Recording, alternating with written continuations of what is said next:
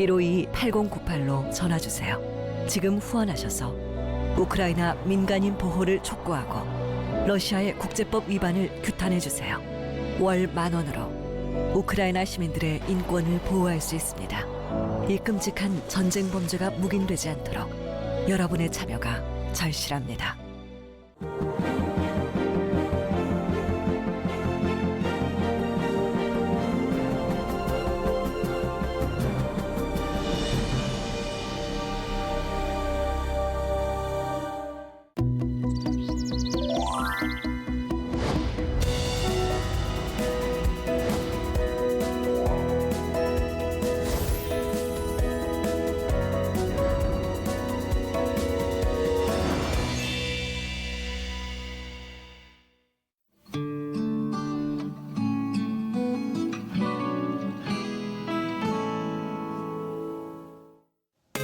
안녕하세요. 힐링토크 회복을 사랑해주시는 시청자 여러분, 정선입니다. 혹시 메타인지라는 말을 요새 들어보셨나요? 왕왕 쓰이죠. 메타인지 정말 장난 아니시네. 뭐 이러면서 처음에 저도 무슨 말인가 했는데 이게 AI 시대가 다가오면서 내 생각의 흐름이 무엇인지 또 고쳐야 할 부분이 무엇인지를 정확히 아는 객관적인 힘을 메타인지라고 한답니다. 그러니까 내가 뭘 아는지 모르는지를 확실히 판단할 수 있는 능력인데 야, 사람이 이렇게 자기 객관화를 시킬 수 있다면 실수나 실패할 확률은 훨씬 줄어들지 않을까요? 사람에게도 일에게도. 우리 크리스천들에게 메타인지는 과연 무엇일까요? 나보다 나를 더 꿰뚫어 보시는 하나님의 뜻을 잘 파악하는 게 바로 우리가 추구하는 메타인지가 아닐까 싶은데요. 자, 오늘 이분 모시고 함께 귀한 얘기 나눠보실 텐데요. 저는 이분의 음악성, 저는 메타인지 음악 쪽으로 너무 잘 돼 있어서 저는 진짜 완전한 메타인지로 봤을 땐 음악적인 바보입니다. 그래서 이런 분들의 재능이 너무 부러워요. 자, G클랑 대표이신 김소영 예술감독님 모시고 하나님 얘기 나눠보도록 하겠습니다. 안녕하세요. 안녕하세요. 반갑습니다. 드라마 미래에서 완성도 높은 피아노 장면을 연출한 예술감독 김소영. 일과 가정 사이에 딜레마가 찾아와 많은 어려움이 있었지만 하나님의 은혜로 무사히 평화를 되찾게 되고 내가 아닌 주님의 소리를 내는 G클랑 회사를 향한 비전을 품게 되는데 이제는 일상 가운데 함께 하시는 주님과 동행하는 음악 사역을 소망하는 예술감독 김소영의 회복 스토리를 함께 만나본다. G클랑이라는 말이 너무 예뻐요. 예쁘죠? 네. 일단 G는 혹시 네. God? 네, 맞습니다. 그렇죠? 네. 하나님, 네. God을 의미하고 네. 그럼 클랑은 뭐예요? 클랑은 독일어예요. 독일어고 이렇게 잔이 부딪힐 때 나는 쨍그랑 클랑 하는 이런 네. 그런 소리예요.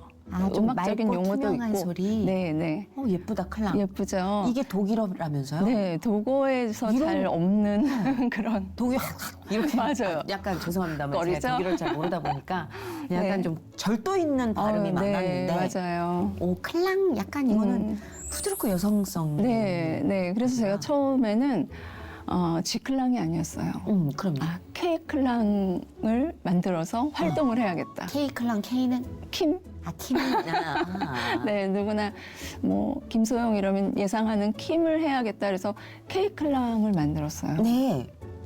새벽에 왜 너의 소리를 내라고 하느냐. 그래서 잠이 번쩍 깨가지고 그날로 G로 바꾸고 하나님의 소리를 내야 되는구나. 항상 깨어 있어야 돼. 항상 자다가도. 자다가도 하나님 소리를 듣기 위해서는 깨어 있어야 돼. 항상 근데 저한테는 새벽에 말씀을 하시는 거예요. 너무 감사하네요. 그러니까 자다가도 그냥 이렇게 전화기를 이런 스탠드에 걸어놓고 써야 돼요. 일단 생각이. 그때 자다가 그걸 놓쳐버리면 또 그렇네요. 묻히더라고요. 그렇죠. 네. 그러니까 말씀을 잘 간파하고 하나님이 주신 미닝을 잘 느끼는 게 사실 우리가 늘 준비해와야 가능한 거잖아요. 네. 그러시구나. 저는 새벽에 너무 골아떨어지는데. 구체적으로 우리 그 G클랑, 김소영 대표님 산하에 있는 그 G클랑에서는 어떤 사역을 하시는지 여쭤봐도 될까요? 제가 이제 K클랑일 때는 저를 드러내면 되는 거잖아요. 단순하게. 그렇죠. 제 김소영의 콘텐츠를 음악 세계. 가지고. 네. 근데 G클랑으로 변경해 주시고 나서는 다시 정체성의 고민이 시작된 거예요. 그럼 내가 하나님의 소리를 무슨 소리를 전할 수가 있을까? 전해야만 하는가? 네.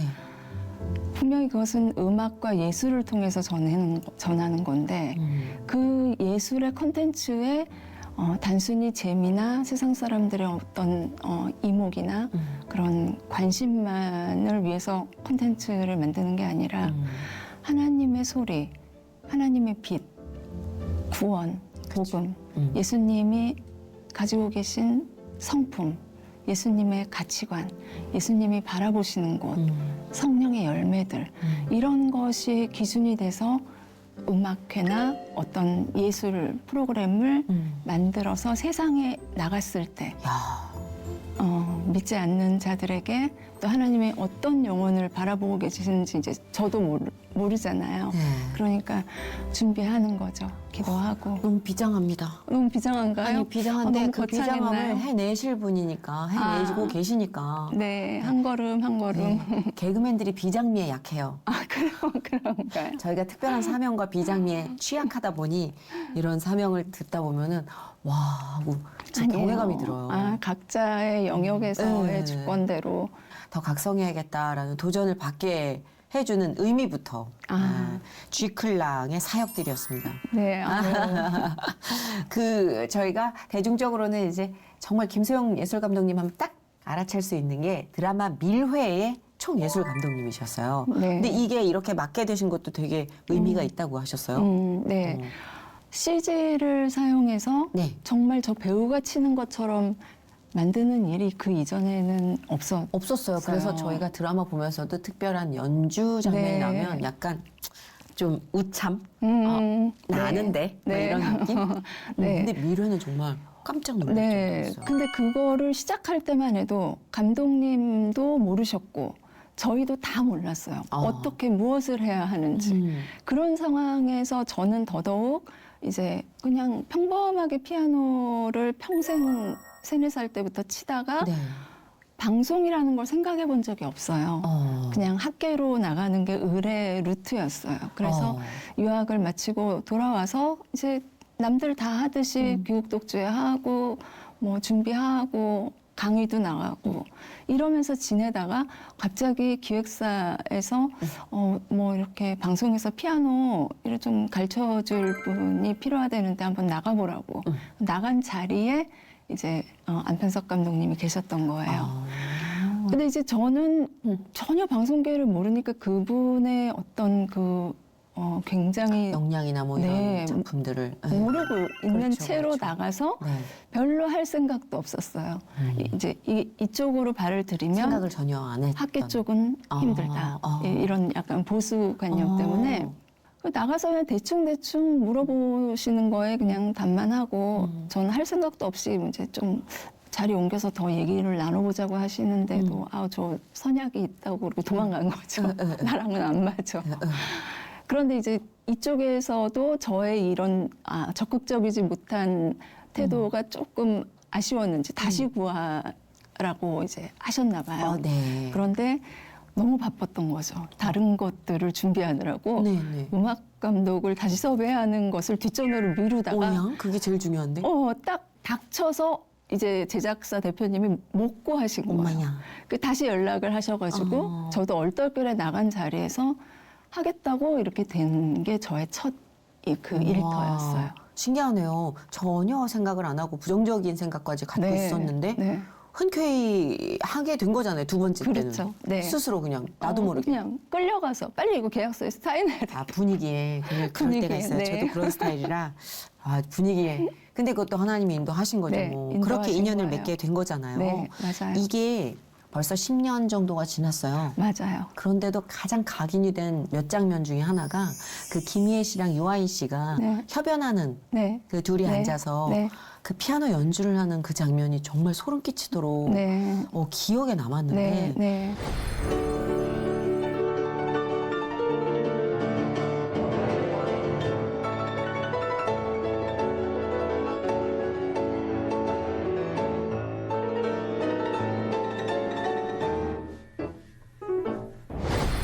이걸 만들어낸 장본인과 제가 지금 마주하고 있는 거잖아요. 스텝 중에 한 명이었죠, 저는. 근데 드라마는 진짜 혼자 만드는 예술이 아니기 네, 때문에 특히 음악 드라마잖아요. 네. 그 대본을 처음에 이제 4부까지 딱 받았는데 굉장히 많이 갈등했어요. 그때 이제 제가 또 제자 훈련을 교회에서 막 사역 훈련을 마친 때여서 이 제목만 봐도 하지 말아야 되는 작품인 거예요. 밀회. 네. 어쩜 좋아. 그 많은 제목 중에 왜 하필이면. 그러게. 네, 그랬는데 작품을 4회까지만 봤는데도 네. 일단 음악이 굉장히 많이 들어갔는데 제가 선곡을 거의 한 2시간 만에 끝낼 정도로 와. 착착착착 소름. 선곡이 되는 거예요. 보통 안 그렇거든요. 네. 그 이후에 했던 곡들은 굉장히 고민을 하고 곡에 이제 뒷조사도 하고 주인공의 캐릭터도 분석하고 주변 상황 다 분석해서 어떤 음악이 들어가면 가장 이 주인공의 감정을 극대화하고 감정을 예술로 표출할 수 있을지를 항상 고민하는데 미래는 좀 달랐던 것 같아요, 시작이. 근데 이제 이걸 거슬러 올라가 보니까 이거가 첫 그 저의 일이 아니었던 거예요. 그러면. 그러니까 하느님께서 제가 29에 예수님을 만나고 네. 한 1년 정도 지나서 바로 저를 세워주셨어요, 사역의 자리에. 그 초신자를. 네. 그래서 제가 그때는 이제 오스트리아 비엔나에 있었는데 네.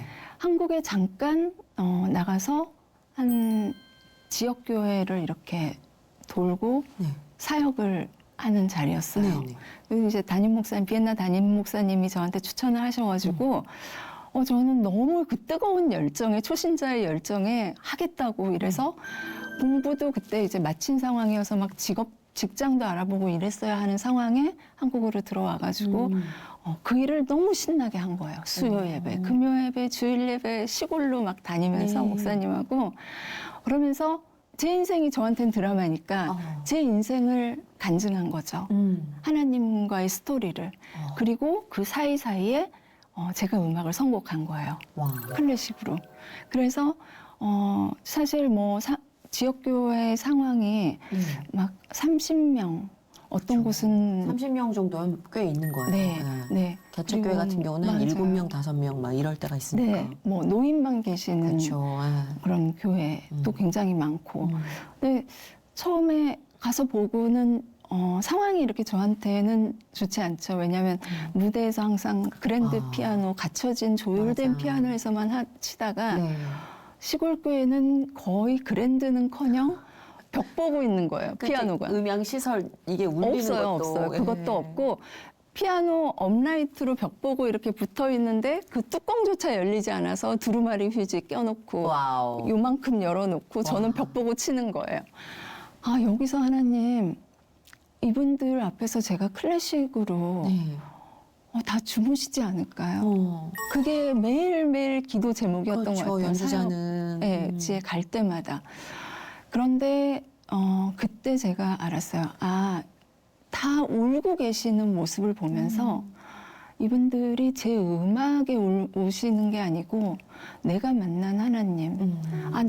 나한테도 이렇게 역사하셨지. 나한테도 이렇게 나와 동행하시지. 맞아.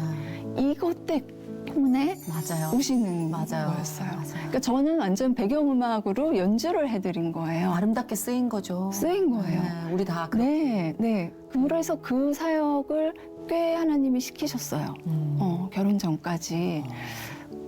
그거의 연장선이 드라마였던 거예요. 그랬구나. 그러니까 스토리만 바뀐 거예요. 그렇죠. 사람의 인간의 삶을 담은 드라마에 네. 보통은 이 클래식 장면들이 그 주인공의 가장 극대화된 감정을 표출할 때 무언가 이렇게 힘을 줘서 그렇죠. 예술로 드러내요. 네네. 그런데 이제 거기서 굉장히 선곡도 그렇고 인간의 삶과 인간의 감정 그리고 우리 인간의 삶이 다 다르지 않다.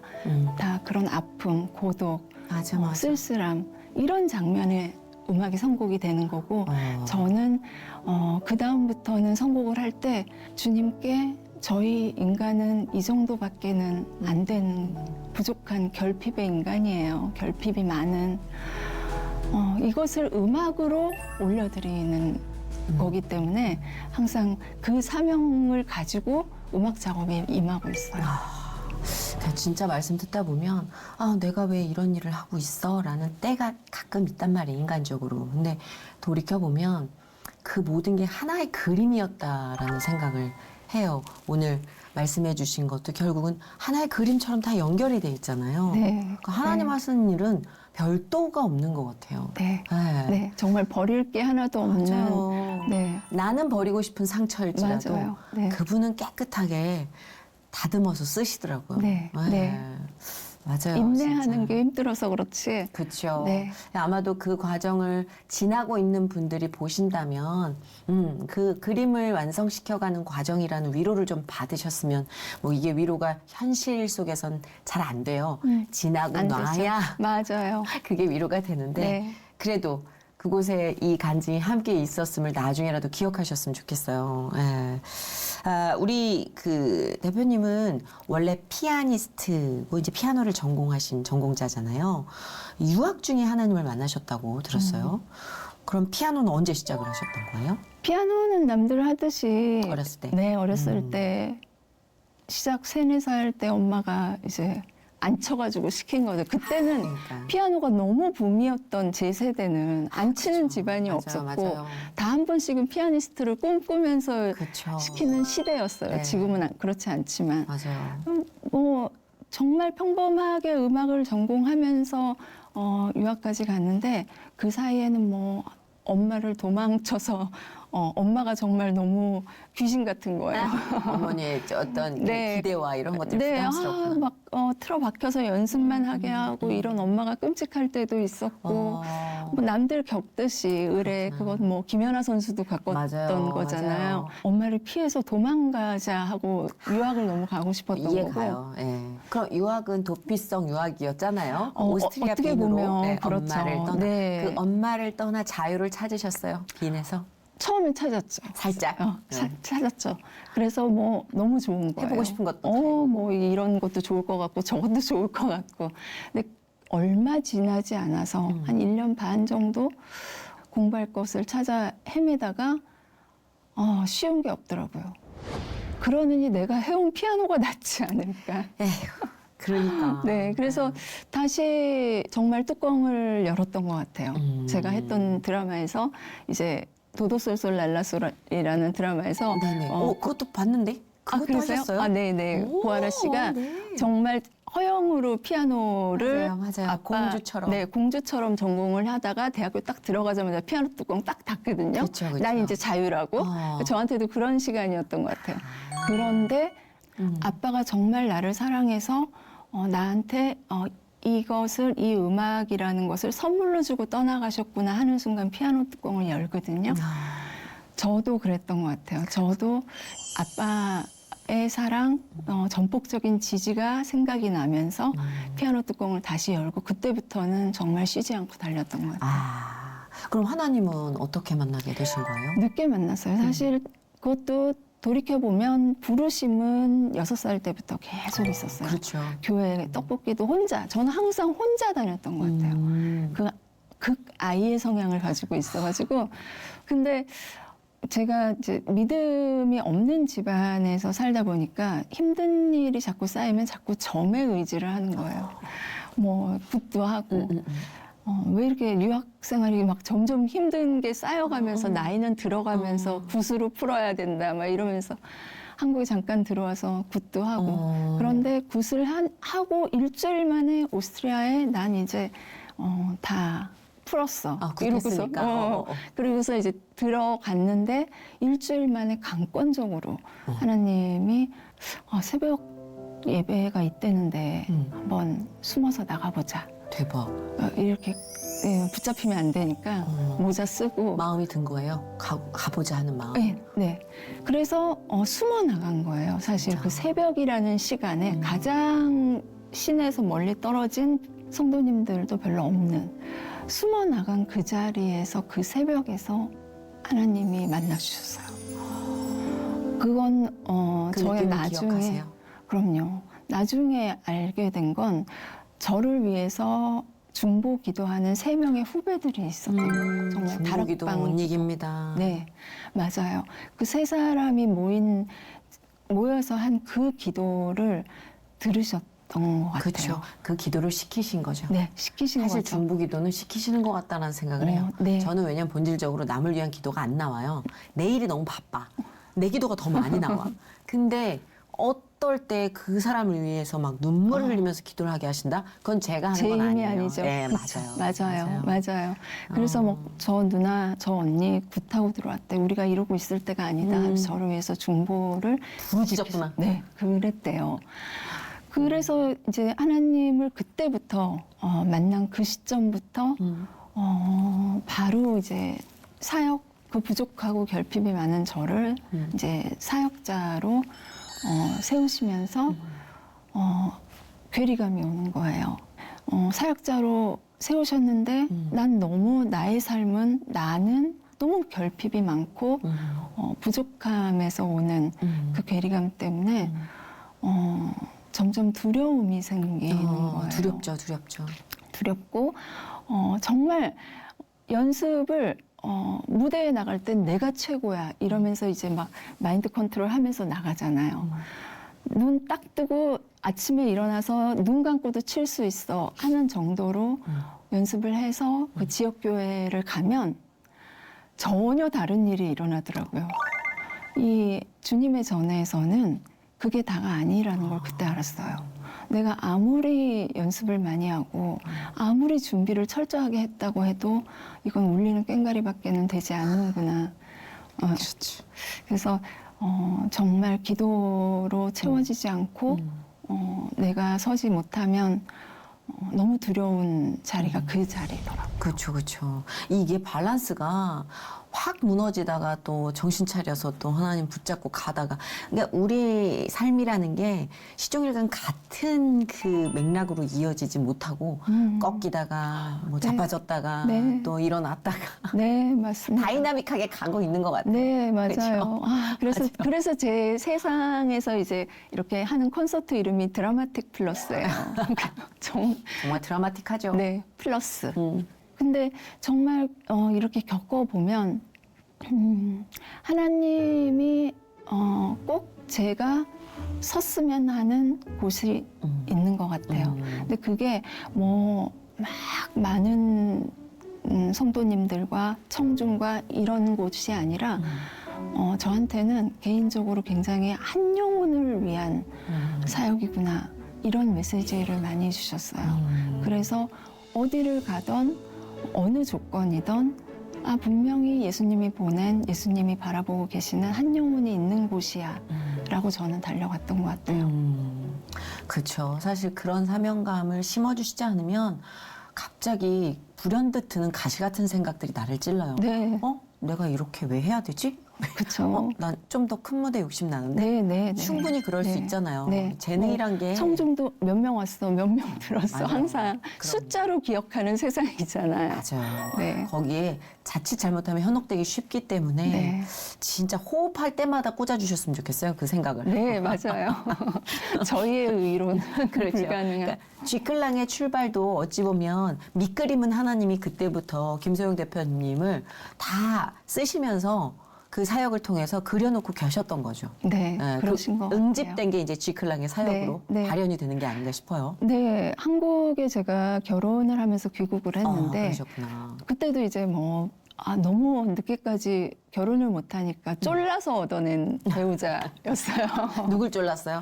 하나님한테 진짜요? 쫄랐죠. 예, 그러면서 막 따지기도 쫄라야 하고 되는구나. 그 막 배우자기도 엄청 많이 적어가지고 쫙 적었는데 일단 첫 번째는 들어주셨는데 그 다음부터는 아직 좀 더 첫 번째가 제일 중요했던 거 아닌가요?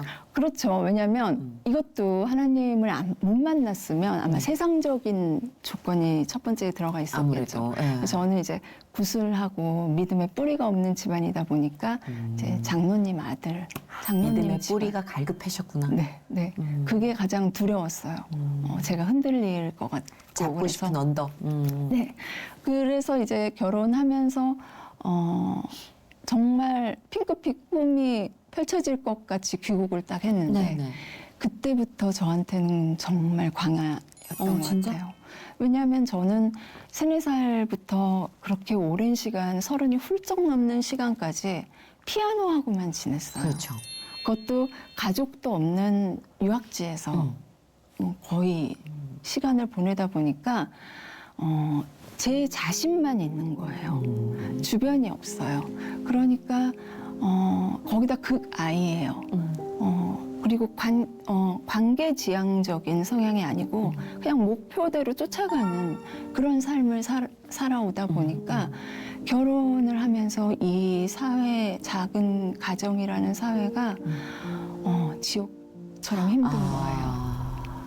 정말 터미네이터가 딱 이 세상에 떨어졌는데 로봇의 그 몸을 가지고 너무나 다 생소했던 그런 것처럼. 그렇죠. 왜냐면 결혼은 내가 나를 드러낼 기회가 별로 없더라고요. 저는 뭐 짧지만 임팩트 있게 해봤는데 계속 나를 깎아야 되는 삶인데 이 무대에 섰던 사람들이 그게 약해요. 네, 아. 네, 맞아요. 뭐지? 맞아요. 그 균형을 잡는 균형감에서의 문제인 것 같아요.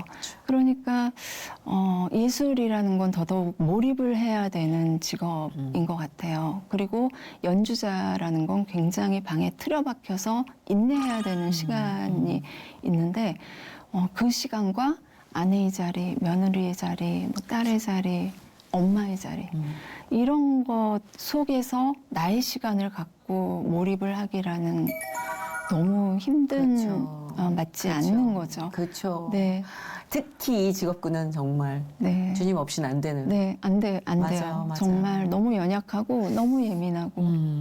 그렇구나, 진짜. 그러니까 이런, 왜 보통 보면 이제 엄마가 되고 또 내 포지션이 바뀌면서 음악적 결도 조금 달리 했다라는 고백이 있을 때도 있거든요. 김소영 감독님은 어떠세요? 저는 어렸을 때부터 손이 가장 빨랐던 것 같아요. 머리나 가슴보다 네. 손가락이 먼저 가는 거예요. 그러니까 그리고 저 혼자 지냈잖아요. 네, 그렇죠. 어떤 외동이에요? 영향을 아니요. 그러니까 피아노와 피아노와? 갇혀서 거의 방에서 지내다 보니까 옆을 바라볼 사람도 없었고 그래서 또 안 되고. 네. 그러다 보니까 사랑이 채워질 시간도 없었고 또 주변을 바라보면서 사람을 바라보면서 서로 영향을 주고받을 기회도 별로 없었고 그렇죠, 그렇죠. 이러다가 가정에서 또 교회에서 막 사람이 생기면서 그 안에서 굉장히 힘들었던 것 같아요. 그래서 당분간 막 연주 못 하시고 육아에만 전념하셨다고 그러시더라고요. 네, 이제 그 미래가 네. 그렇게 되고 네. 연주 그 즈음의 미래를 만나신 거예요. 네, 이제 어떤 막 그 저와의 계속 싸움을 하다가 너무 힘드니까 제자 훈련을 붙잡고 사역 훈련을 붙잡고 그때? 네, 가정을 세우기 위해서 굉장히 많이 노력을 하다가 이제 미래라는 작품이 들어와서 연주가 좀 많이 들어오는데 연주를 하다 보니까 육아가 힘든 거예요. 병행이 네. 힘들죠. 그런데 저는 귀국해서도 귀국 독주하려고 막 몸부림치고 내 자리를 잡아가려고 몸부림치다가 이 아이가 이제 7살, 8살이 들어가는데 지금 내가 엄마의 자리에 없으면 이 아이와의 관계 회복이 너무나 힘들겠구나. 왜냐면 제가 사춘기 때 겪었던 거거든요. 그래서 엄마는 물론 제 옆에 계셨지만 전 너무 밀착돼서 일어난 일이었고 그래서 나한테 아이를 주셨는데 가장 중요한 거 아닐까 내 어떤 다른 일보다도 그래서 연주를 일단 내려놓고 다 끊고 방송을 이제 이렇게 단기로 들어오는 거니까 거기만 집중을 하고 나머지는 아이 옆에 붙어 있자 이러면서 아이한테 이제 막 몰입을 한 거예요. 그게 아이한테는 굉장히 독이 된 것 같아요. 난 엄마처럼 안 할 거야 했는데 어느 순간 그렇게. 우리 엄마를 닮았구나. 네, 맞아요, 맞아요. 그러니까 이제 저희 남편이 보더니 한 3년 지나니까 네. 딱 제지를 시키더라고요. 여기까지. 그리고 남편분이 참을성이 있으시다. 그런가요? 예, 그래도 이제 아이 옆에 붙어 있겠다는 걸 조금 높이 사서. 예, 높이 샀는지 재지 들어왔어요. 예, 그래서 그때 제가 어떻게 보면 이제 여러 가지 자유하지 못하는 것에서의 번아웃들이 온 것 같아요. 아이한테 내가 내 경력까지 이렇게 포기하면서 가정을 위해서 아이를 위해서 나는 최선을 다했는데 그렇죠, 그렇지. 제지가 들어오고 너 너무 심해 이러면서 난 뭘 한 건가 지금까지. 난 정말 그럼 난 크리스찬 코스프레를 한 건가? 나는 최선을 다해서 아이한테도 신앙교육을 시키려고 했고 옆에서 엄마의 역할을 하려고 했는데 그걸 이 아이도 답답해하는 것 같고 그쵸, 그쵸. 남편도 그걸 제지하고 그러니까 난 그냥 예술가로 살아야 되나 보다. 그때가 가장 저한테는 심연의 시간이었던 것 같아요. 가정을 포기하고 나는 그냥 예술가의 삶을 살아야 되나? 나한테는 이 가정이 안 맞나? 뭐 이런 네. 별별 생각이 다 네, 들었던 다 들고, 시기였겠네요. 하나님을 외면했던 것 같아요. 약간 원망 아닌 원망도 있지 않았을까 싶어요. 안 돼. 이렇게 성화되기가 힘들고, 이렇게 균형 잡기가 힘들고, 나는 예술을 해야 되는 것 같은데, 인정해주는 사람은 없고, 내 걸 포기해도 알아주는 사람도 없는 것 바로 같고. 그거죠. 네. 그러다 보니까 하나님을 회피하고 싶은 거죠. 지금 안 아마 보고 싶고. 그 커리어를 잠시 보류하고 육아 중인 엄마들 펑펑 울걸요? 너무 공감해서? 너무 네. 공감할걸요? 네. 그럼요. 그 시간 동안 제가 이제 자유하지 못하는 것들이 예전부터 저를 억눌러 왔던 것들이 있어요.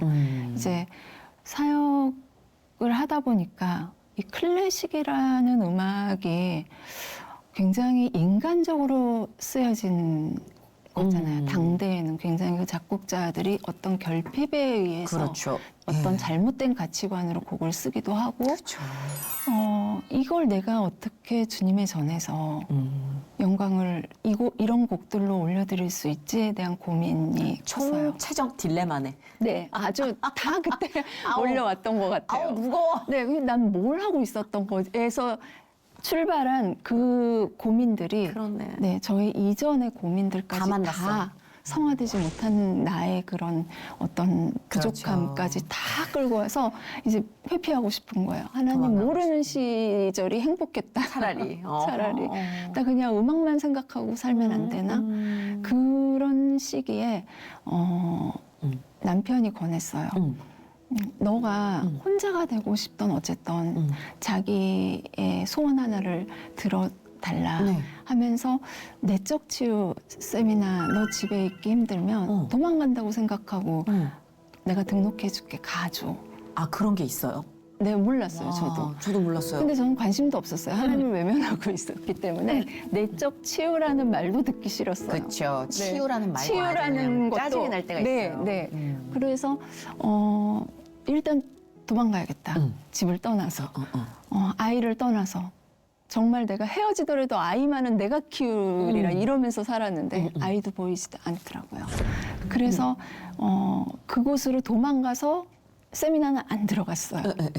핸드폰도 제출 안 하고 그냥 차에 있고. 그런데 그때 너무 아이러니한 게 제가 교회에서 순장 사역을 하고 있었어요. 아, 이거 다 코스프레다. 다 껍데기다. 내가 지금 이렇게 만신창이가 돼 있는데 순장 사역이 다 뭐고 사역이 다 뭐고. 근데 그때는 또 하나님이 사역도 멈추셨어요. 그러니까 제가 제 생활 반경에서 막 만신창이가 되고 막 치고 채이고 다시 회복하고 회개하고 이런 과정 중에는 하나님이 사역을 또 멈추시더라고요. 맞아. 그리고 두려워서 설 수도 없었어요. 그런데 그곳에 도망가 있다가 그래도 내가 순장인데 책임의 자리에는 나가야겠다 해서 금요일 날 소그룹이죠. 네. 거기에 나갔어요. 안녕을 구하러 나간 거예요, 작별을. 내가 지금 이런 상태고 순장으로서의 자격이 없다고. 그런데 그 자리에서 주님이 보내신 그 사람들과 펑펑 울면서 다 나오지도 않았어요. 딱 두 사람을 보내시더라고요. 저랑 비슷한 고민이 있는. 그래서 그 자리에서 함께 손 붙잡고 기도를 한 거예요. 중보 기도를 하고 끝나자마자 나 도대체 그 내적 치유가 뭔지 너무 궁금하다. 일단은 내려가 봐야겠다. 해서 내려간 거예요. 그래서 세미나 끝나기 그러니까 하루 전이에요. 딱 하루 전에 세미나를 들어갔어요. 거기서 모든 게 다 해결이 됐어요.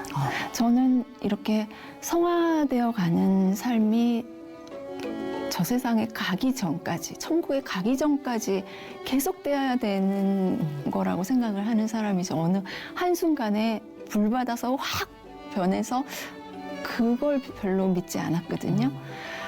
그런데 그곳에서 완전한 자유함을 주셨어요. 그것도 말씀으로, 성경 말씀으로 주셔서 다락방에서 회복을 시키시고 말씀으로 그곳에서 저한테 저의 아주 깊은 아픔, 옛날에 있었던 엄마와의 아픔, 관계에서의 아픔, 그다음에 이런 가정에서 소통의 부재 이런 것들을 돌아보게 하시고 주신 자유함이 제가 그 클래식으로 굉장히 갈등했던 그쵸. 그게 가장 컸었거든요. 네. 인간의 삶이 이런 거구나. 그들이 작곡했던 이 곡에 녹아있는 인간의 삶이 우리의 삶이구나. 우리는 이렇게 연약하고 결핍이 많고 기쁘게 또 혹은 잘못된 감정으로 분노도 폭발시키고 이런 것들을 소리에 녹여내서 하나님께 영광을 돌리면 되지. 여기서 완전히 자유함을 주셨어요. 진짜 그게 가장 큰 딜레마였는데. 네, 종교음악으로 바꿔야 되나 내가 맞아요. 이런 생각까지 그게 비단 클래식 연주자뿐만이 아니라 모든, 연기자. 그죠? 네. 그때 그 자유함이 모든 것의 실마리가 됐던 것 같아요. 내가 다 개운하다. 그렇죠. 나 진짜 어저께인다. 아까 너무 같이 무거웠거든요. 진짜 대문자 F라 네, 같이 들어간단 말이에요. 근데 나 지금 같이 개운해졌어. 그렇죠. 네. 뻥 뚫리고 정말 그 모든 분노와 아픔과 이런 것들이 빠져나간 자리에 한순간에 예수님의 사랑으로 채워주시는 거예요. 놀랍죠. 놀라워요. 네. 놀라워 진짜. 내가 그렇게 가지려고 애썼던 사랑, 그래도 힘들었던 그 사랑의 감정, 그리고 포용, 맞아. 인내, 포용. 네, 이런 것으로 그 빠져나간 자리들을 채워주시니까 맞아요. 그 다음부터는 내 힘으로 하는 게 아닌 거예요. 정말 저희 딸이 지금 중학생이거든요. 중3? 네. 공산당도 무서워한다는. 근데 저는 그 아이가 뭘 해도 막 도끼 눈을 뜨고 바라봐도 7살 때 그 얼굴로 보여요. 이게 제 힘이 아니에요. 저의 맞아요. 성향상 그렇게 바라볼 수가 없거든요. 맞습니다.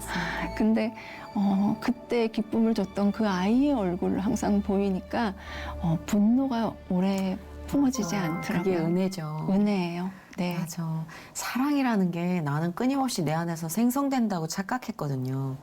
없더라고요. 없어. 네, 상황이 어려워지거나 정말. 네, 고달프거나 네. 고통이 따르면 나조차도 사랑을 못할 때가 너무 많잖아요. 스스로를. 맞아요. 네. 나를 사랑하게 되는 게 나의 내면의 아픔을 마주 볼 때, 회피하지 않을 때 그때 사랑이 시작되는 것 그렇죠, 같아요. 그렇죠. 근데 저도 그 어렸을 때 그런 아픔들이나 이런 것을 회피하고 있었던 것 같아요. 그런데 그걸 마주 봤을 때 내가 이런 존재고 이런 부르심을 받았고 내가 너무 소중했구나. 맞아요. 네. 진짜. 그 중2 그 어려운 따님이랑은 친구처럼 G클랑의 사역에 대해서도 공유하고 그래요? 네, 뭐 하는지 알아요. 알고 사실 아이가 제가 교회에서 하는 건 한 번도 보진 못했는데 네. 작년에 G클랑을 딱 바꾸고 나자마자 하나님이 제일 처음에 세워졌던 올림 콘서트의 그 사역장이 있어요. 네. 거기에 이제 저희 남편과 저희 아이가 처음으로 제가 하는 사역을 보러 와, 오게 된 떨렸겠다. 거예요. 네, 그때 사실 안 왔으면 했어요. 뭔지 알아요. 가족 앞에서 하는 게 제일 가족은 힘들잖아요. 네, 근데 그 자리에서 정말 제가 오늘 저의 입술을 통해서 하나님이 무슨 말씀을 하실지, 어떤 소리를 들려주실지, 저의 손가락을 통해서 어떤 음악을 들려주실지 온전하게 맡기고 기도를 준비한 그 자리에서 정말 가족이 하나 되는 그런 기쁨을 주셨어요. 은혜를 주셔서 그 이후로는 제가 이제 교회 뭐 사역 가 이러면은 뭐 하러 가는지 아는 거죠. 아이도 잘 다녀오라고 그러고 남편도 응원해주고. 네. 그렇죠. 근데 우리가 동역자를 만나길 원하잖아요. 근데 하나님은 항상 동역자를 만드는 과정을 주시더라고요. 네, 맞습니다. 네. 과정 그렇죠. 처음부터 저희 이런 지지가 있지 않았어요. 저희 남편한테. 그럼요. 네. 우리는 그걸 바라지만 그렇게 되진 않더라고요. 네, 너 언제까지 하나 보자. 약간 이런 눈빛도 있는 것 같고. 그럼요. 그렇게 출발을 하지만 하나님의 계획 안에서 그런 일련의 과정들을 겪고 나중에 돌아보면 모두가 뜨거운 동역자가 돼 있는 네. 게 희한한 공식이에요. 네. 그것만의 공식. 혼자 할 수 없는 게 주님의 맞습니다. 일인 것 같아요. 네. 오늘 아마 좀 외롭다 싶은 분들도 이 간증을 보시면서 좀 많은 도움이 될 것 같아요. 심적인 도움이. 무거웠던 부분도 자유로움을 얻게 되길 바랍니다. 쥐클랑을 통해서 하나님이 어떤 일을 시키고 싶어 하시나요? 저의 이제 기질이나 성향적으로는 굉장히 아까도 말씀드렸듯이 좀 목표가 있으면은 그냥 그것만 몰입해서 달려가는 성향이 있다 보니까 나이가 젊은 것도 아니고 쥐클랑을 주셨는데 막 뛰어가야 될 것 같은데 네. 멈추셨어요. 1년 10개월을. 난 막 나가서 홍보도 하고 사람도 만나고 그쵸. 해야 될 것 같은데 계속 이사야서를 통해서 말씀을 하시는 거예요. 멈춰라, 기다려라, 기다려라. 근데 그게 저한테는 너무나 긴 시간인 거예요. 좀 젊기라도 하면 조금 천천히 가자라고도 할 텐데 나한테 이 주어진 에너지와 시간이 그렇게 많지 않은 인간적인 생각이 있다 보니까 그게 너무나 힘들었어요. 1년 10개월 동안 멈추는 일. 그리고 기도하고 콘텐츠를 만드는데 계속 내가 지클랑 콘텐츠에 어떤 색깔과 어떤 소리를 담아내야 하는지를 계속 기도를 준비하게 하시고 고치고 또 고치는 그런 시간들을 갖게 하셨어요. 그리고 예수님보다 한 발 먼저 나가서 앞서서 막 뛰어가는 걸 멈추게 하셨던 것 같아요. 그러면서 세상의 콘텐츠들은 너무나 자극적이고 빠르잖아요. 그게 불안을 만드는 요소이잖아요. 굉장히 많죠. 네. 그래서 제가 1년 10개월을 다 끊었어요. 바람직합니다. 그런가요? 네, 근데 왜냐면 사실 진짜 그 끊어내시는 것도 은혜인 것 같아요. 은혜예요. 그게 사실 쉽지 않잖아요. 핸드폰 들여다보게 되고 SNS 하게 되고. 그렇죠. 지금 돌아다니게 미디어가 홍수처럼 쏟아지고 있잖아요. 네, 맞아요. 근데 이제 이걸 보면 볼수록 불안해지는 것밖에 그러니까 없더라고요. 우리는 그걸 봐야 감각적으로 좀 깨어 있다고 생각하지만 그렇죠. 희한하게 반대급부적인 부정적인 생각이 자꾸 장악이 돼요. 네, 세상적인 생각이 네, 계속 들어오니까 맞아요. 그걸 또 끊어내려고 에너지를 엄청 써야 되고 기도를 해야 되고 이런 것들이 너무 힘들다 보니까 내가 좀 홍보를 안 하고 내가 좀 드러내지 않아도 다 끊자 일단. 끊고 본질에 집중을 하자 맞아요. 해서 1년 10개월을 갑자기 하다가 뚝 끊은 거예요. 다 끊고 진짜 해야 되는 하나님이 말씀하시는 본질에 집중을 하자. 그 컨텐츠가 무엇이냐에 집중을 하자. 그 빛이 나의 그 예술 컨텐츠에 어떻게 들어가야 하는지를 집중을 하자. 그 시간을 갖게 하셨어요. 난 오늘 이사야서를 시작하겠어요. 그래서 아니, 진짜 네, 필요해요. 이사야서의 그 실로와 물처럼 하나님이 정말 천천히 흘러 내려보내시는 동행하시는 그 기쁨으로 그 평안으로 주시는 평안으로 기다릴 수 있었던 것 같아요. 그리고 그 평안이 전혀 제게 힘들지 않을 때, 그러니까 그 불안이 힘들지 않을 때, 평안할 때 제가 의도하지 않았는데 지난달 같은 경우는 여성들을 위한 사역으로 다 바뀌는 거예요. 의도치 않았거든요. 프로그램 자체도. 그런데 마더와이즈나 뭐 이런 어떤 여성들, 네. 또 여성 사역자들, 그리고 또 경력 단절 여성들을 위한 또 세상 콘서트 이런 것들로 다 바뀐 거예요. 원래 기획 신기하다. 제안에서. 네. 그러면서 아 지금 예수님이 내가 함께 바라보기를 원하시는구나 이쪽을.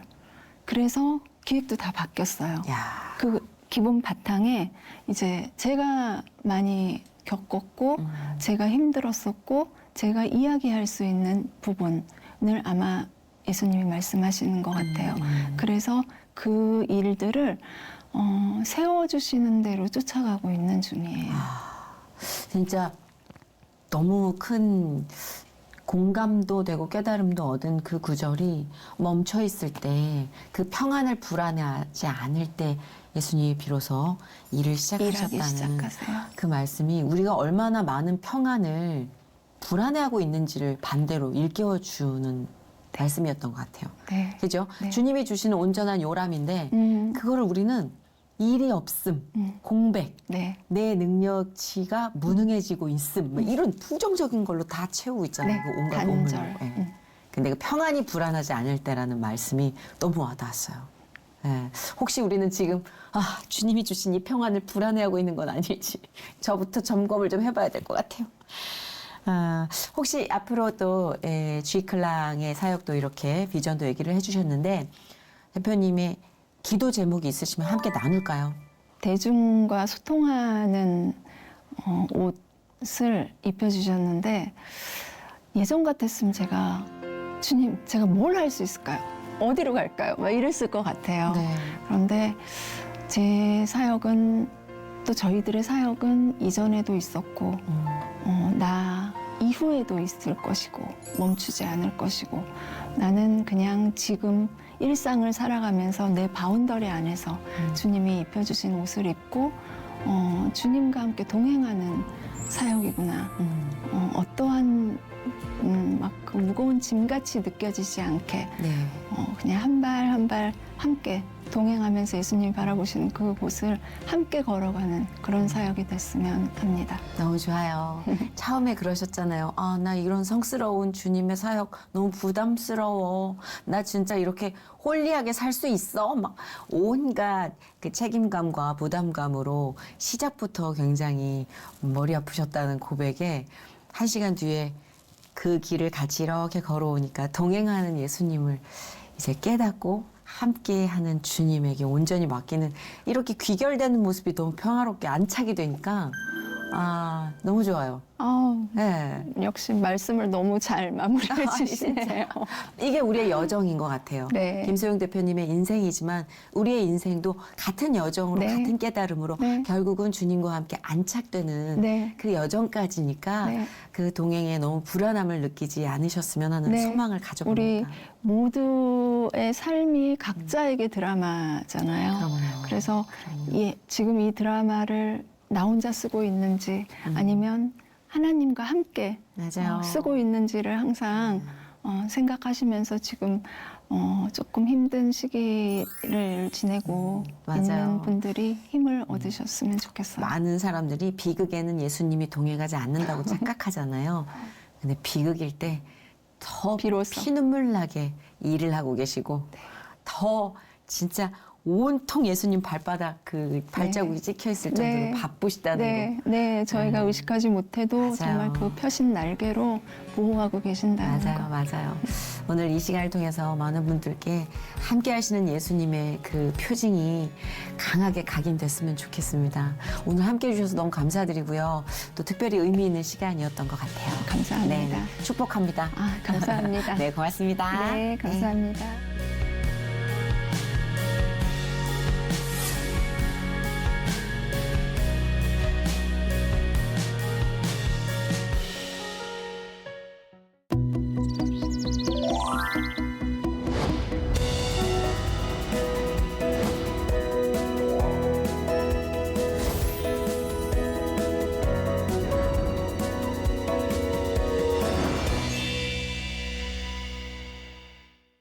유엔 난민기구 긴급구호 모금에 동참해 주세요. 지금 우크라이나 난민들이 혹독한 겨울로 고통받고 있습니다. 많은 난민 아이들이 저체온증, 폐렴에 노출되고 있습니다. 아이들에게 따뜻한 거처와 담요, 긴급구호가 필요합니다. 지금 도와주세요. 폭격에서 겨우 살아남은 난민들은 겨울로부터 또다시 생존을 위협받습니다. 월 10,000원으로 이들을 구할 수 있습니다. 1899-3883으로 전화주세요. 유엔 난민기구는 현장에서 최선을 다하고 있습니다. 그러나 당신의 도움으로 더 많은 생명을 구할 수 있습니다. 지금 1899-3883으로 전화 주셔서 혹독한 겨울을 견뎌내야 하는 난민 가족들을 도와주세요.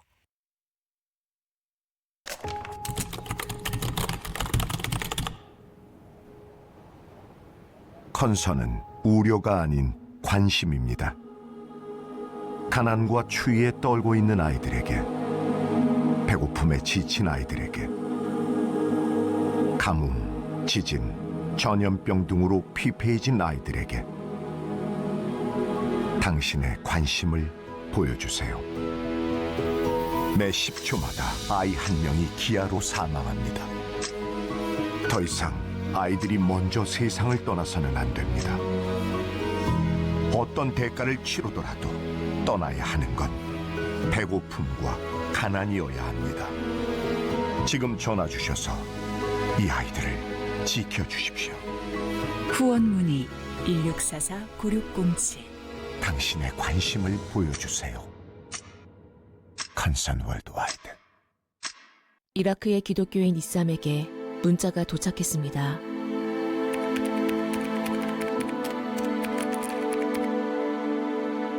놀랍게도 이것은 지금 이 순간에도 일어나고 있는 현실입니다. 극단주의 무장단체 IS의 살해 위협을 피해 국경을 넘어 요르단 난민촌에서 살아가는 수천여 명의 이라크 기독교인들. 이라크에서 기독교인으로 살아가는 것은 죽음을 선택하는 것과 같습니다. 이들은 신앙을 지키기 위해서 그리고 살아남기 위해서 목숨을 걸고 요르단으로 탈출했습니다. 더 펠로십은 생존의 위협을 받는 이라크 기독교 난민들을 위해 주거비 지원과 교육 및 기초 생필품 지원을 하고 있습니다. 1833-9108. 지금 이 시간 기독교 난민들에게 성도 여러분의 기도와 사랑이 절실히 필요합니다.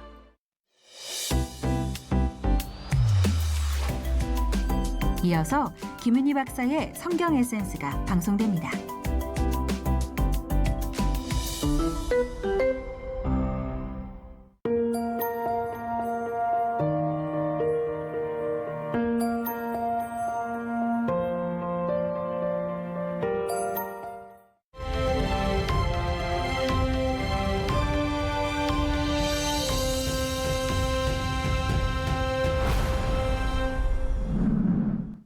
안녕하세요. 이번에는 오바댜서에 대해 살펴보겠습니다. 오바댜는 구약에서 가장 분량이 적은 책으로 신약의 유다서와 비교될 수 있습니다. 유다서처럼 사람들에게 많이 알려져 있지 않으며 신약에서 한 번도 인용이 안 될 정도로 신약 저자들에게 인기가 없는 책입니다. 그러나 이 작은 책이 하나님의 정의와 심판과 구원을 가르치는데 강력한 메시지를 줍니다. 오바댜라는 이름의 뜻은 여호와의 종 또는 여호와를 예배하는 자입니다. 구약에서 12명 정도의 동일한 이름이 나오지만 이 책을 쓴 저자가 누구였고 어떤 사람이었으며 어느 시대 사람이었는지는 책에서 밝히고 있지 않아 추측만 무성합니다. 여호사밧의 아들 여호람의 시대인 9세기부터 이스라엘이 바벨론에 의해 멸망한 6세기까지 시대에 대한 다양한 의견이 있으나 확실치 않습니다. 그냥 책의 서두에 오바댜의 묵시라고만 하여 자신의 존재를 드러내기보다는 책 전체가 하나님께서 주신 계시의 말씀임을 강조하고 있습니다. 오바댜는 에돔에게 심판을 경고하는 국가적 경고의 예언서입니다. 에돔 족속과 유다 자손의 분쟁 관계는 이삭의 아내인 리브가의 뱃속에서 두 아들이 싸울 때로 역사가 거슬러 올라갑니다. 두 국민이 내 태중에 있구나. 두 민족이 내 복중에서부터 나누이리라. 이 족속이 저 족속보다 강하겠고 큰 자는 어린 자를 섬기리라는 두 형제의 분쟁에 대한 예언은 야곱이 그의 형의 장자권을 빼앗음으로 시작됩니다. 에서가 야곱이 준 붉은 죽을 원했다고 해서 붉다하는 뜻의 에돔이라는 별명을 얻게 되고 그것이 민족의 이름으로 자리 잡게 됩니다. 에서는 사해 남동쪽에 위치한 세일산에 가서 정착하게 되는데 세일의 발음이 털이 많다는 뜻의 에서와 비슷한 점이 있습니다. 이후에 두 형제는 화해를 하지만 이들의 자손인 이스라엘과 에돔 족속은 계속적인 전쟁을 치르며 원수 관계로 남습니다. 여호와여, 예루살렘이 멸망하던 날을 기억하시고 에돔 자손을 치소서. 그들의 말이 헐어버리라 헐어버리라 그 기초까지 헐어버리라 하였나이다라는 시편 137편 7절의 말씀은 에돔과 유다의 관계를 단적으로 잘 보여줍니다. 에돔은 이스라엘이 망하는 것을 기뻐했고 그것을 바랬습니다. 이런 역사적인 배경에서 에돔은 하나님의 백성 이스라엘 민족을 괴롭히는 이방 민족의 상징적 대표로 선택되었으며 실제로 구약에서는 다른 어떤 이방 민족보다도 에돔에 대한 심판의 메시지가 가장 많이 나옵니다. 주전 6세기와 5세기 초 아라비아 북쪽에 살던 나바테 아랍인들이 페트라를 수도로 하고 에돔인들을 쫓아냄에 따라 에돔인들은 나바테인들 속에 흡수되거나 유다 남쪽 지역에 거주하게 되는데 그 지역을 헬라어로 이두메, 즉 에돔 사람의 땅이라 부릅니다. 마가복음 3장 8절에 보면 유대와 예루살렘과 이두메라는 말이 나옵니다. 오바댜는 심판과 구원이라는 핵심 주제를 3부로 나누어 전달합니다. 첫째는 하나님의 백성을 괴롭힌 안티 에돔적 심판의 메시지를 전달하며 에돔의 멸망을 예언합니다.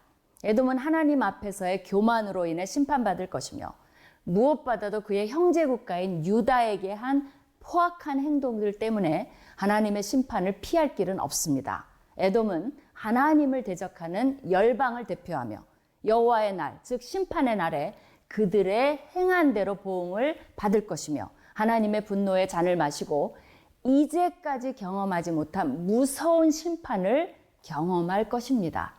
이것을 통해 하나님의 백성들을 위로하고 격려합니다.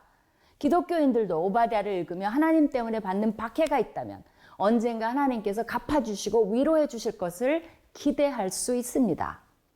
둘째, 여호와의 나라 이스라엘은 회복될 것이며 열방을 심판하는 도구가 될 것이며 궁극적으로 승리할 것에 대한 구원과 희망의 메시지를 던집니다. 그러나 셋째, 마지막 때에 열방을 향한 여호와의 구원의 메시지도 던지고 있습니다. 여호와는 우주적 통치자로서 에돔이 심판을 받지만 메시아의 시대가 열리면 결국 열방이 여호와께 속함으로 이들도 구원과 회복을 경험할 것을 말씀하십니다. 이처럼 작지만 강렬한 메시지가 집약되어 있는 책이 바로 오바댜서입니다.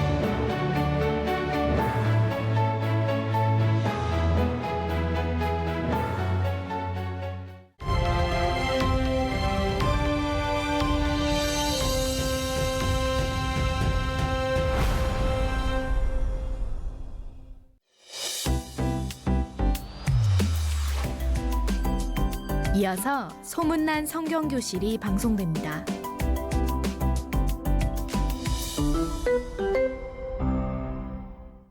눈보라가 휩쓸고 간 난민촌. 이곳의 아이들에게 가장 힘든 것은 얼어붙어 찢어질 듯 아픈 발입니다. 슬리퍼를 신은 맨발에 얼음장 같은 물이 파고들면 아이들은 이를 견딜 수 없어 얇은 비닐로 발을 감싸봅니다. 겨우 발이 젖는 것을 막을 뿐이지만 선택의 여지가 없습니다. 이 아이들의 발이 차갑게 얼어붙기 전에 지금 1899-6992로 전화주세요. 유엔 난민기구는 여러분의 월 10,000원 후원으로 발을 보호해줄 신발, 바람을 막아줄 외투, 따뜻한 히터, 그리고 감기약을 제공할 수 있습니다. 후원금은 혹독한 겨울을 나고 있는 아이들을 위해 전액 사용됩니다. 1899-6992로 지금 전화주세요. 아이들에게 온기를 나눠주세요. 예술은 창조주 하나님으로부터 시작되었습니다. 세상의 중심을 향해 도전하면서 인생의 목표가 새로워지고 사람이 새로워지는 것. 창의적인 감성과 따뜻한 인성을 배우는 것. 이 모두가 예술입니다. 기독교 대학의 글로벌 리더 백석예술대학교. 우크라이나 시민들을 위한 긴급 모금 요청입니다. 지금 이 순간 우크라이나 민간인 사망이 속출하고 있습니다. 마을 주민들이 사는 동네와 심지어 학교까지 줄지어 폭격당하고 있습니다. 그 어떠한 이유도 무고한 시민에 대한 살인적 공격을 정당화할 수 없습니다. 이것은 전쟁 범죄입니다. 152-8098로 전화주세요. 지금 후원하셔서 우크라이나 민간인 보호를 촉구하고 러시아의 국제법 위반을 규탄해주세요. 월 10,000원으로 우크라이나 시민들의 인권을 보호할 수 있습니다. 이 끔찍한 전쟁 범죄가 묵인되지 않도록 여러분의 참여가 절실합니다.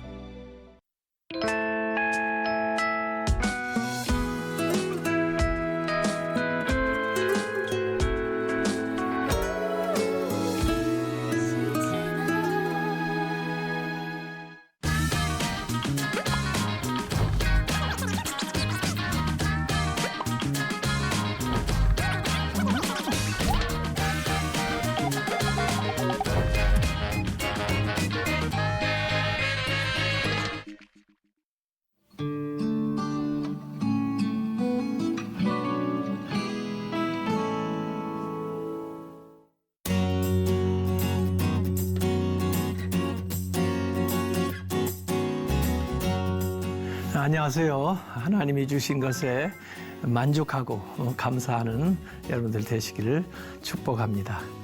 쉽고도 정확하게 알차고 재미있게 하나님의 말씀을 가슴 깊이 새기는 시간, 소문난 성경 교실 한기채 목사입니다.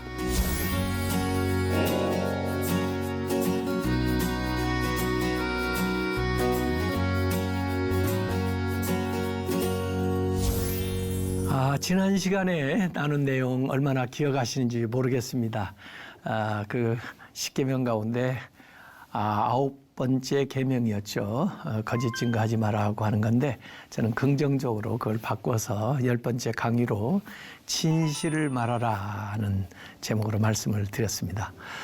오늘은 이제 10계명의 그 10번째 되는 계명, 그 탐내지 말라고 하는 건데 그것을 저는 자족하라라고 하는 말씀으로 11번째 강의를 진행하도록 하겠습니다.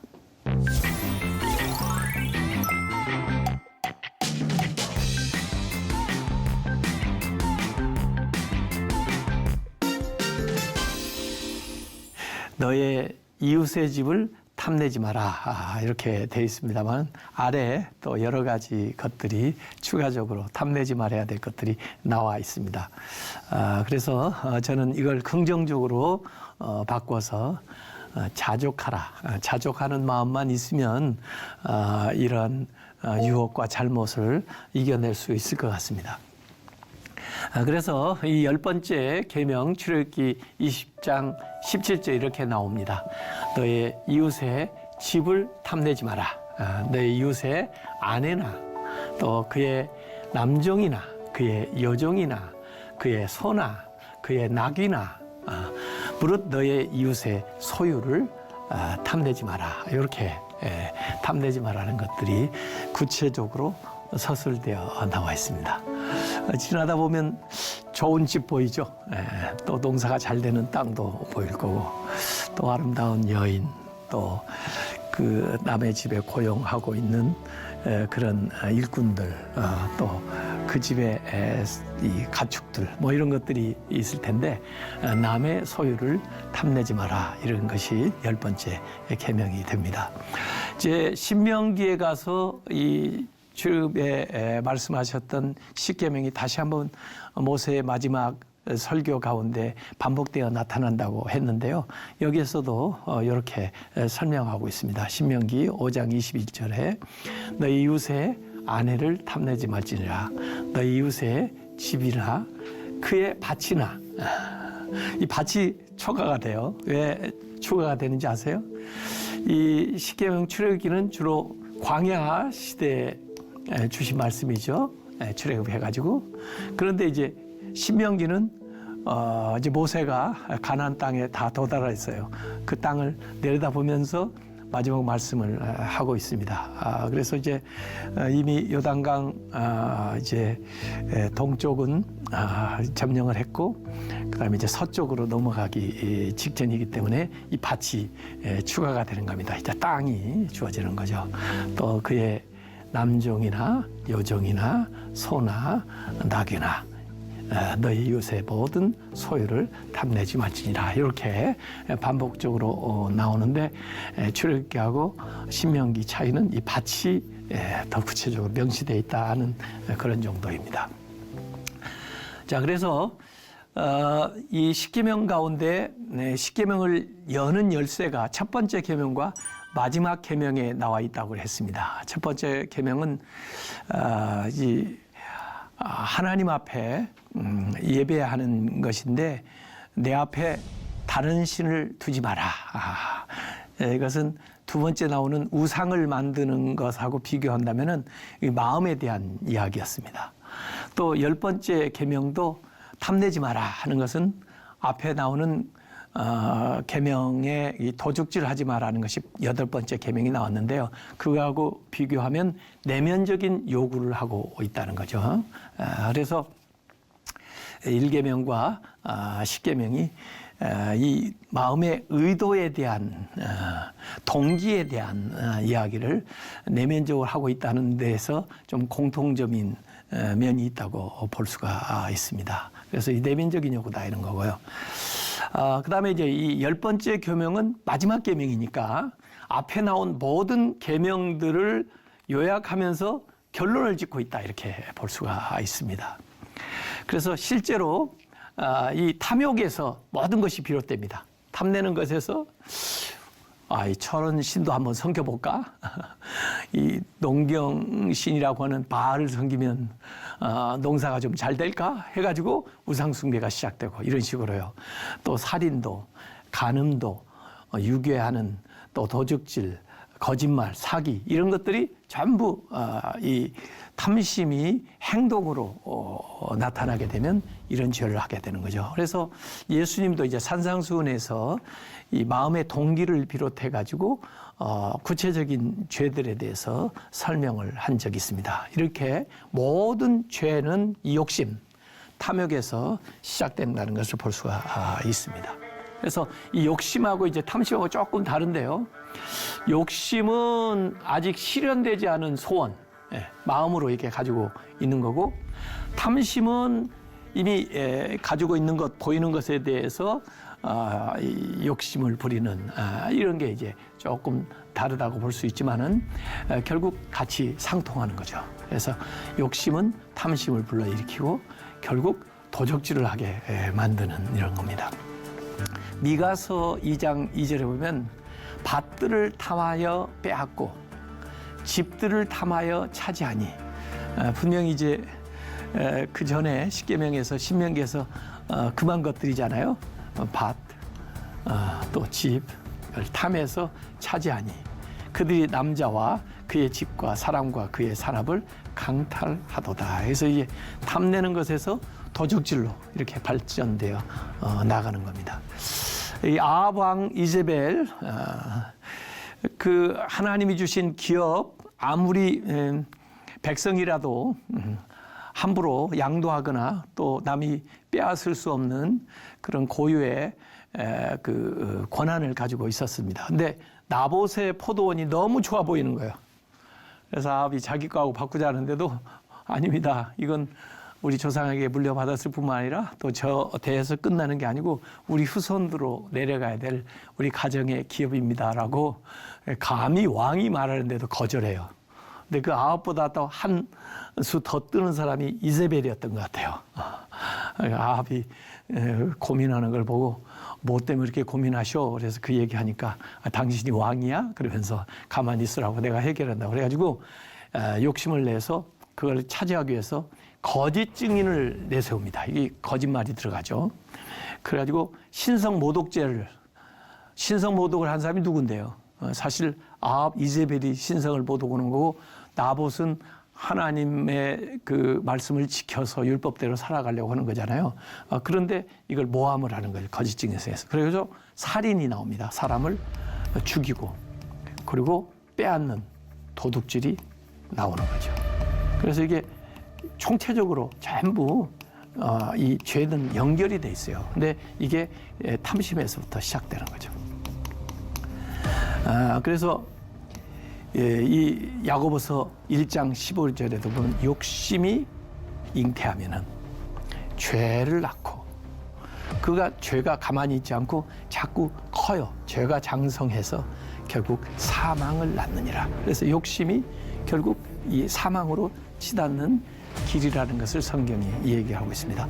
그래서 우리가 여기에서 욕심을 차단하지 않으면은 그것이 점점 커져가지고 결국 우리를 사망으로 끌고 간다는 것이 하나님의 말씀이죠. 그래서 하나님이 모든 것을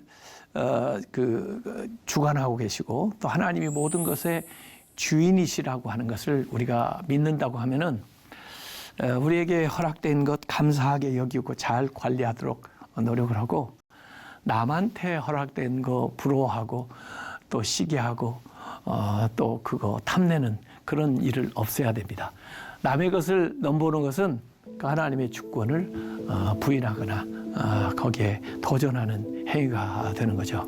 그래서 우리의 갈망이 하나님을 향하도록 해야 되는데 이 우상숭배나 탐욕은 하나님께 가야 될 관심을 물질을 향하거나 또 자기 자신에게 향하기 때문에 이게 이제 죄를 범하게 되는 겁니다. 그래서 이 10번째 탐내지 말라고 하는 것은 모든 앞에 나왔던 그 계명들 9가지 계명을 해석할 수 있는 열쇠가 되는 계명이다 이렇게 볼 수가 있습니다.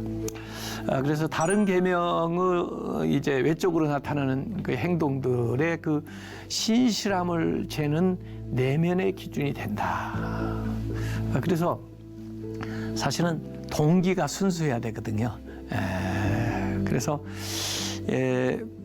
마음의 동기가 순수해서 선행을 하는 것은 그건 진짜 예수님이 말씀하신 대로 칭찬받을 일인데 또 마음의 동기가 순수하지 않은데 그러나 밖으로 그런 것처럼 이렇게 표현하는 건 위선이 될 수도 있죠. 그래서 이 내면의 동기가 중요한데 이 마음의 순수성, 순결함 이런 걸 얘기합니다. 그래서 성경에도 이제 성결하라고 하는데 또는 거룩하라고 하는데 이게 사실은 의도의 순수성을 얘기합니다. 의도가 순수해야 된다. 의도가 나쁜데 뭐 하는 것은 위선이고요. 또 의도가 잘못된 그런 행동들도 많이 나옵니다. 그래서 이 예수님의 그 산상수훈, 특별히 저는 이 팔복산에서 이제 산상수훈을 말씀하셨다고 이렇게 얘기하면 이 산상수훈 팔복산하고 이 율법, 십계명을 주신 시내산하고 이렇게 대비되는데 그러나 사실은 연관이 돼요. 예수님은 율법을 폐하기 위해서 오신 게 아니고 율법을 완성하기 위해서 오셨다고 그랬고 또 율법을 주신 분으로서 율법의 정신에 비추어서 그 흐려졌던 그 훼손된 그 원화를 재생하는 그래서 오리지널 그 하나님의 의도에 맞게 그 율법을 해석하신 것이 산상수훈인데 특별히 그 산상수훈에는 이 십계명에 나오는 내용들을 너희는 이렇게 들었으나 나는 너희에게 말하노라 하시면서 다시 설명을 해주시는데 그 중에 이제 열쇠가 되는 구절이 바로 그 10번째 계명 마음의 동기, 순수성을 문제 삼는 것을 얘기하는 것을 볼 수가 있습니다. 그래서 살인, 행동으로 직접 나타나지 않았다 할지라도 마음에 미워하는 마음의 동기로부터 시작된다. 그러니까 마음의 동기를 순수하게 가져라. 뭐 이런 거고 도적질, 행동으로 나타나기 이전에 마음에 탐심을 가지게 되면은 탐욕을 가지면 도적질로 나타난다. 간음하지 마라 하지만은 간음 행동으로 나타나기 전에 마음에 음욕을 품으면 그것이 기회를 봐서 행동으로 나타난다. 이렇게 그래서 동기의 순수성을 예수님께서 산상수훈에서 말씀하시면서 그 십계명을 다시 풀어주시고 우리에게 이제 알려주시는 것을 볼 수가 있습니다.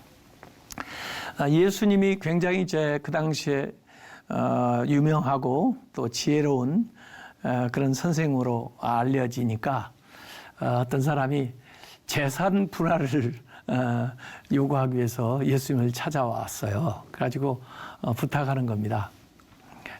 선생님, 내 형을 명하여 유산을 나와 나누게 하소서. 그래서 아버지가 부모가 아마 유산을 물려줬나 본데 형이 다 독식했나 봐요. 그래서 좀 예수님의 그 권위로 제 형한테 좀 나무래서 제 몫을 좀 작게 해주세요. 그건 당시에 이제 재판관 같은 사람한테 만약에 호소를 하면 그 법에 율법에 형은 3분의 2 가져라, 동생은 3분의 1 가져라 이렇게 두 사람이라면 해줄 텐데 예수님은 그런 말씀을 안 해요. 왜냐하면 세상에 공의롭다고 하는 것 물론 필요하지만은 그걸로 사람의 문제를 완전히 해결해 줄 수가 없고 이렇게 불만하는 사람의 그 마음을 만족시킬 수가 없거든요. 그래서 예수님이 더 근원적인 말씀을 누가복음 12장 15절에 하는 겁니다. 삼가 모든 탐심을 물리치라. 이 모든 것이 탐심에서 비롯됐다는 거예요. 형의 탐심도 있고 또 동생의 탐심이죠. 사람의 생명이 그 소유에 넉넉한데 있지 아니하니라. 소유에 달려있지 않다 이거예요. 인생의 소유에 달려있다고 생각하는 사람 많습니다. 그래서 그 소유한 물질의 양으로 사람을 평가하고 또 물질을 많이 가졌다고 자만하는 사람도 있는데 하나님은 얼마나 가졌는가 절대 관심 없습니다. 오히려 하나님이 관심 있다면 네가 어떻게 사는가 관심이 있을 텐데 가진 것을 어떻게 나누고 베풀어 줬는가, 더구나 주를 위해서 얼마나 썼는가 하는 것들을 이제 기억하시는 거죠. 그래서 결국은 우리에게 맡겨진 게 다 없어질 날이 올 거예요. 그러나 그때에도 주를 위해서 산 것들은 영원히 기억이 될 겁니다. 예수님께서 그 누가복음 또 12장에 그 사람 이야기 끝에 부자 이야기를 합니다. 이 사람은 굉장히 지혜로운 사람이었던 것 같아요. 세상적으로 보면. 그래서 농사 잘 될 수 있는 아마 것들을 구비해가지고 농사를 했고 또 그분의 그 예상대로 농사가 너무 잘 됐고 그걸 보관할 창고를 미리 준비해 놨고 그래서 세상적으로 보면 성공한 사람이죠. 또 세상적으로 보면 굉장히 지혜로운 사람이에요. 모든 것들을 이렇게 척척 잘 해내고 또 그걸 다 준비하니까. 그런데 이 사람이 이제 이 추수해가지고 창고에 가득 그렇게 채워놓고는 자기 스스로에게 하는 말이 나옵니다.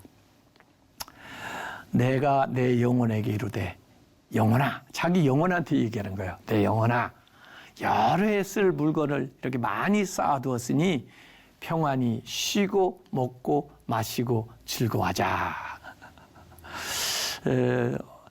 이게 사실인지 모르겠습니다만 어떤 사람은 요정에 가서 보니까 이런 슬로건이 있더라는 말을 한 적도 있어요. 술집에 가니까 평안히 쉬고 먹고 마시고 즐거워하자. 누가복음 12장 19절. 그래서 성경에 이 요정에 딱 맞는 말씀이 있네 하고 집에 와서 진짜 찾아보니까 여기 있는 거예요. 그건 부자의 얘기고 그런데 그 20절에 하나님 뭐라고 해요? 이 어리석은 자야, 내가 오늘 밤에 내 영혼을 이제 찾을 텐데 너희 모든 소유가 누구의 것이 되겠느냐 이렇게 말씀합니다. 세상 사람들은 이 사람을 지혜로운 사람, 부러운 사람이라고 생각하지만은 하나님은 이 사람을 어리석은 사람이라고 부르셔요. 왜 그러실까요? 왜 이 사람은 어리석다고 그럴까요? 내일 죽을 건데 우리가 죽을 걸 모르고 살아요. 또 열심히 일하고 창고까지 지어놨는데 결국 죽게 되니까 아무 자기한테 소용이 없는 거예요. 그래서 그거 누가 가질지 모르니까 어리석은 거죠. 또 더구나 자기의 생명이 소유의 넉넉한 데 있는 줄 착각하고 살았기 때문에 어리석죠. 자기가 가지고 있는 자산의 가치가 자기의 가치인 줄 이렇게 착각한 거죠. 많이 가지면 자신이 대단해지는 것처럼 생각한 것이 어리석다는 거예요. 진짜 그리고 어리석은 건요, 내 영혼아 하고 부르잖아요. 그러니까 영혼이 평소에 굉장히 곤고하고 또 외롭고 공허하고 그렇게 느꼈나 봐요. 그것은 사실 하나님을 찾아야 되는 건데 이 사람은 그 영혼의 필요를 물질로 채워보려고, 물질을 얻으면 채워지리라 이렇게 생각한 거예요. 그래서 물질을 얻게 된다면은 자기 영혼한테 자신 있게 얘기하는 거예요. 내 영혼아, 이렇게 많이 쌓아놨는데 뭘 근심하냐, 걱정이 되냐, 먹고 쉬고 즐거워하자 이렇게 얘기하잖아요. 그래서 사실은 영혼의 필요를 채워줄 수 있는 것이 세상에는 없습니다. 세상에 있는 것들은 절대적이거나 영원한 것이 없어요. 이 사람은 세상에서는 부유했는지 몰라도 하나님께는 가난뱅이였기 때문에 어리석다는 이런 말씀입니다. 골로새서 3장 5절에 그러므로 땅에 있는 지체를 죽이라. 땅에 속한 게 뭐예요? 음란, 부정, 사욕, 악한 정욕, 탐심. 이 탐심은 우상숭배다. 그래서 이 10번째 나오는 탐욕이 첫 번째 나오는 우상숭배하고 같이 이렇게 연관이 되어 있는 10번째 계명과 첫째 계명이 이렇게 나오는 거죠. 그래서 우상숭배가 바로 탐욕이고, 욕망은 추구할수록 파멸에 이르고, 욕심을 내려놓으면 더 행복해질 수 있다. 이 욕심이 있는 한 다른 사람들을 경쟁자로 여기고, 또 다른 사람 잘 되는 거 못 보고, 또 다른 사람이 망하기를 바라고 그런 거 아니에요. 그래서 은을 사랑하는 사람은 은으로 만족하지 못하고 풍요를 사랑하는 사람은 소득으로 만족하지 아니하는 이것도 헛되도다. 이렇게 전도서에서 얘기합니다. 우리 마음에 욕망하는 거요. 욕망이 다 있습니다. 그런데 이 욕망하는 거 그것 자체로 채워지잖아요. 정욕, 물질 뭐 이런 것들이요. 또 음식 먹는 거 그걸로 채워지지 않습니다. 많이 먹어보세요. 오히려 포만감에 괴로워요. 우리가 욕망하는 것은 우리에게 영성이 있다는 거, 우리 안에 하나님의 자리가 있다는 것을 알려주는 그 화살표입니다. 그래서 하나님을 모실 때만 그 마음이 채워진다. 여호와가 나의 목자가 될 때만 부족함이 없다. 이런 말씀입니다. 여기 뭐 저도 옛날에 많이 읽은 책 가운데 에릭 프롬의 소유냐 삶이냐 이런 책도 있었는데요. 소유지향적인 삶, 존재지향적인 삶. 소유지향적인 삶 살지 말고 존재지향적인 삶을 살아라. 이런 얘기죠. 그래서 예수님도 팔복에 보면 구약에서는 대개 이제 소유의 복이 많이 나왔어요. 자손이라든지 땅이라든지 물질의 복. 그런데 예수님은 존재의 복, 심령이 가난한 자는 복이 있나니 의에 줄이고 목마른 자는 복이 있나니 이 존재의 복을 얘기를 하시는 거고, 예수님의 세 가지 시험도 대개 사탄은 돌을 떡으로 만들어봐라, 사람들의 인기를 얻어봐라, 권력을 가져봐라, 이 소유지향적인 삶을 제안하는데 예수님은 존재지향적으로 나가셨다는 거죠. 그래서 우리의 정체성이 나는 하나님이 기뻐하는 자요, 하나님의 자녀다라고 하는 그런 확신이 우리에게 굉장히 중요하다. 그래서 세상에서는 부자 되라, 유명한 자가 되라, 권력자가 되라, 이 소유지향으로 가지만은 우리는 우리 자신으로서 하나님이 기뻐하고 하나님의 자녀다라고 하는 그런 확신 가운데 나가야 됩니다. 산상수훈에 보면요, 참 재밌어요. 기도에 대한 교훈 그 사이에 염려에 대한 이야기가 나옵니다. 그러니까 제가 보니까 기도와 기도 쉬는 사이에 염려가 나오는 거예요. 그럼 염려를 없애려면 어떻게 해야 돼요? 항상 기도해야 되죠. 염려하지 말고 기도해야 되죠. 그래서 우리가 염려하는 것도 불신앙일 수가 있습니다. 그래서 자족하는 마음 가지고 나아가는 건데, 하나님이 이미 우리에게 주신 것에 만족하고 감사하는 삶의 태도를 가지고 나가야 됩니다. 나는 자족하는 사람인지 탐하는 사람인지 구분할 수가 있어요. 그래서 자족하는 사람은 하나님의 은혜 안에서 만족하고 감사하면서 살아가지만 탐하는 사람은 항상 남하고 나를 비교하고 또 남의 것을 부러워하고 그렇게 하면서 나아가고 있습니다. 그래서 이 10번째 계명의 긍정적인 표현은 자족하는 마음 가지고 주어진 모든 것에 대해서 감사하라. 이렇게 말씀하고 있습니다. 오늘도 하나님 앞에 좀 감사하는 생활 했으면 좋겠습니다. 오늘 좀 유익한 시간 되셨나요? 하나님께서 여러분들과 함께 하시고 축복해 주시기 바랍니다. 오늘 수업은 유튜브를 통해서 다시 보실 수 있습니다. 늘 말씀으로 새로워지는 여러분 되시길 바랍니다. 다음 시간은 마지막 시간으로 이 십계명을 어떻게 기독교의 윤리에 적용할 수 있을까 하는 것들을 지난 말씀들을 검토하면서 살펴보도록 하겠습니다. 오늘도 복되고 아름다운 날 되시길 바라겠습니다. 다음 시간에 뵙겠습니다. 감사합니다.